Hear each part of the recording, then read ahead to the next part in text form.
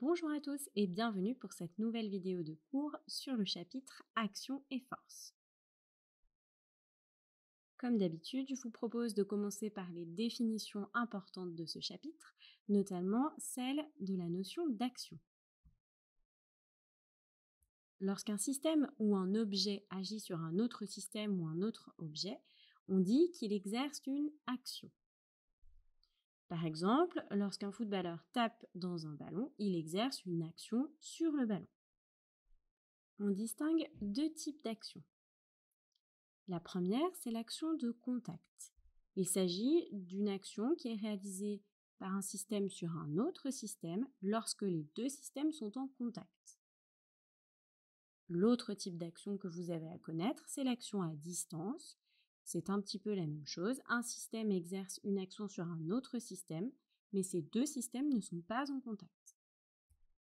Pour illustrer un petit peu ces notions, je vous propose de reprendre l'exemple du footballeur qui tape dans un ballon. Lorsque le footballeur va taper dans le ballon, son pied va donc rentrer en contact avec celui-ci. On peut dire donc que l'action qu'exerce le footballeur sur le ballon est une action de contact. On représente cette action par une double flèche en trait plein. Vous le savez également, tout objet qui se trouve à la surface de la Terre est soumis à l'attraction terrestre, à la force gravitationnelle du centre de la Terre. Le footballeur subit donc une action de la part du centre de la Terre, pour autant il n'est pas en contact direct avec celui-ci. Ainsi, on peut dire que la Terre exerce une action à distance sur le footballeur. On représente cette action par une double flèche en trait pointillé. Après avoir bien défini la notion d'action, je vous propose de passer à la notion de force. La force est une modélisation de l'action d'un système sur un autre système. Elle est modélisée sous la forme d'un vecteur F de A sur B qui correspond à la force exercée par le système A sur le système B. Vous l'avez vu également au collège, comme tous les vecteurs, le vecteur force possède 4 caractéristiques. La première caractéristique, c'est le point d'application. Il s'agit du point à partir duquel va commencer le vecteur force. La direction, il s'agit de la droite sur laquelle on va tracer le vecteur force. Le sens, il s'agit du sens de la flèche de votre vecteur. Et la norme, qui est exprimée en newton, qui correspond à la valeur du vecteur force. Allez, passons maintenant à une notion essentielle de ce chapitre. Il s'agit du principe des actions réciproques.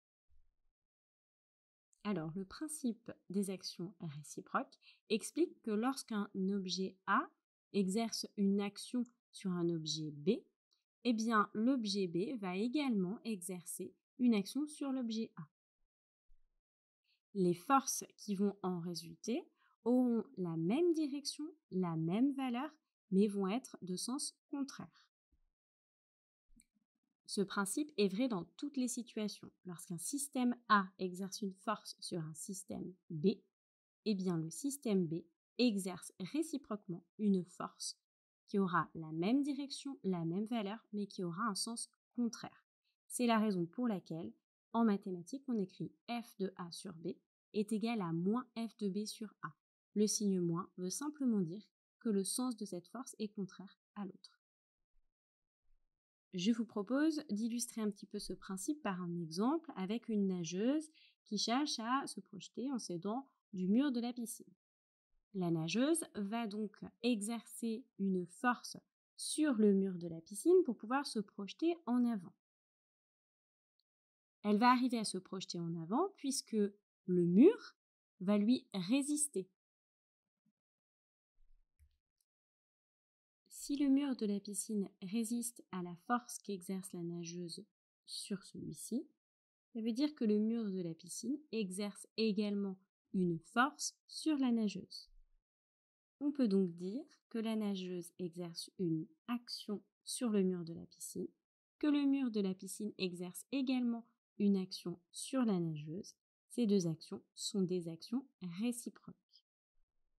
À partir du principe des actions réciproques, on peut alors écrire que le vecteur de la force de la nageuse sur la piscine est égal à moins le vecteur force de la piscine sur la nageuse.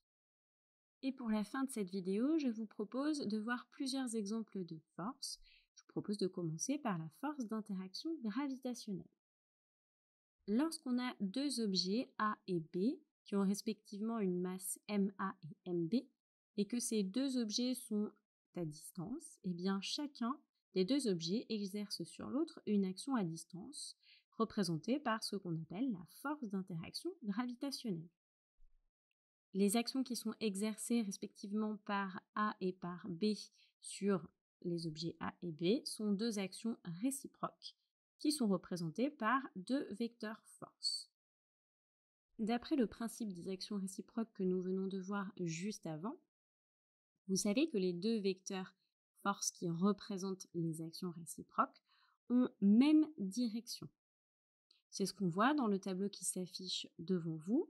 La direction de ces deux forces est la droite qui passe par le centre de gravité des objets A et B. Ils ont par contre un sens opposé. En effet, le vecteur force de A sur B part du centre de gravité de B vers le centre de gravité de A, tandis que le vecteur force de B sur A part du centre de gravité de A vers le centre de gravité de B. Ils ont également la même norme. Pour calculer la norme, vous devrez apprendre la formule suivante. Grand G fois la masse de A multipliée par la masse de B divisé par la distance qui les sépare au carré. G est ce qu'on appelle la constante de gravitation universelle et vous sera systématiquement donnée. On passe maintenant à une deuxième force que vous devez connaître, mais que vous connaissez déjà. Il s'agit du poids. Tout objet qui se trouve à la surface de la Terre est soumis à la force d'interaction gravitationnelle du centre de la Terre.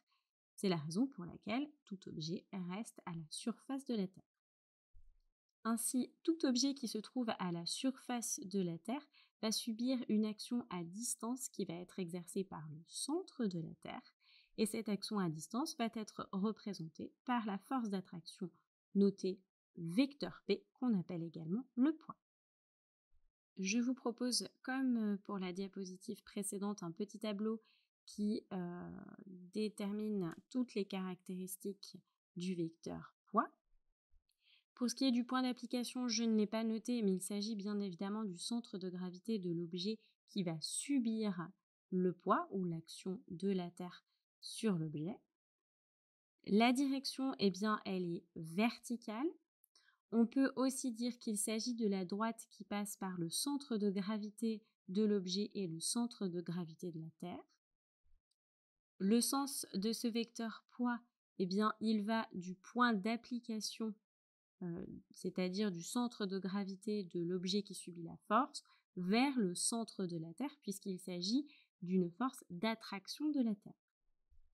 Et enfin, pour calculer la norme du vecteur poids, eh bien, la formule, vous la connaissez, vous l'avez vue au collège. P est égal à m fois g, où m est la masse de l'objet et g correspond à l'intensité de la pesanteur sur Terre. Comme je vous l'ai dit tout à l'heure, le poids est en fait la force d'interaction gravitationnelle de la Terre sur un objet. Elle correspond un petit peu à la force qu'on a vue juste précédemment.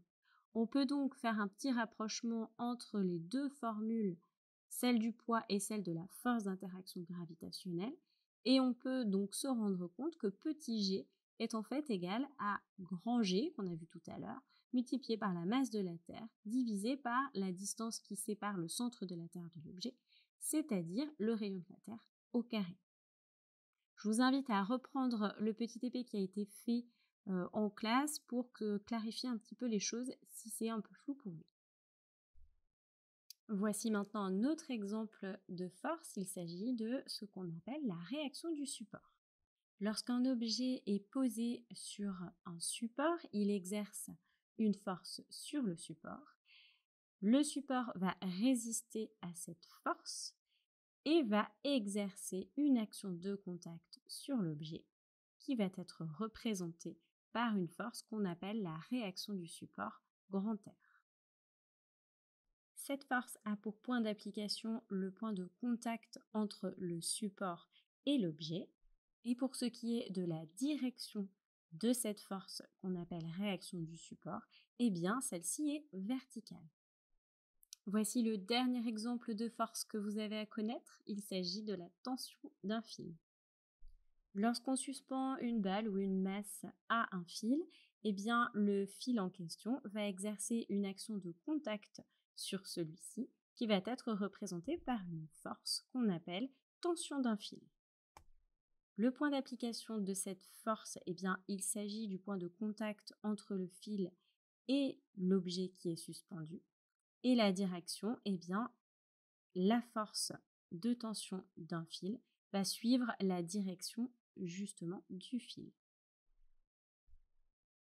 J'espère que cette vidéo vous aura été utile. Je vous invite à refaire les exercices faits en classe et à vous abonner si cette vidéo vous a plu. À bientôt pour de nouvelles vidéos.